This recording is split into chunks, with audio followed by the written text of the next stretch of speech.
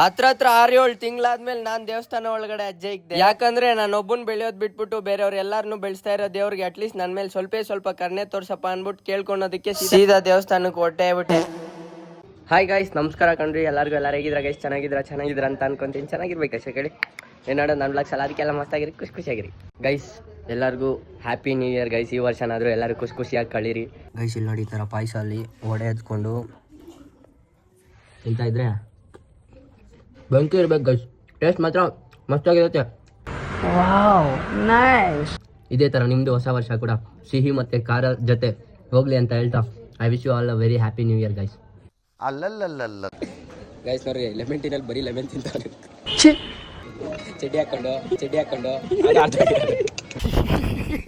Guys. ಇವಾಗ ನಾವು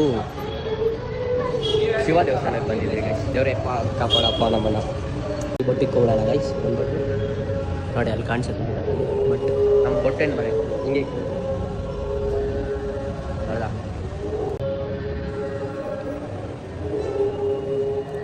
ಕೊಟ್ಟವ್ರೆ ಗೈಸ್. ಫೈನಲಿ ಈ ದೇವಸ್ಥಾನನೂ ಮುಗೀತು.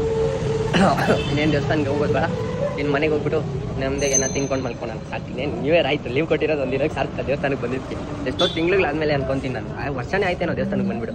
ದೇವ್ರು ನಿಂಗೆ ಒಳ್ಳೇದು ಮಾಡ್ತದ. ಗೈಸ್ ಇಲ್ಲಿ ನೋಡಿ, ಒಂದು ಮ್ಯಾಮ್ ಹೋಗ್ತೈತೆ, ತಗೋಬೋದು ಗೈಸ್.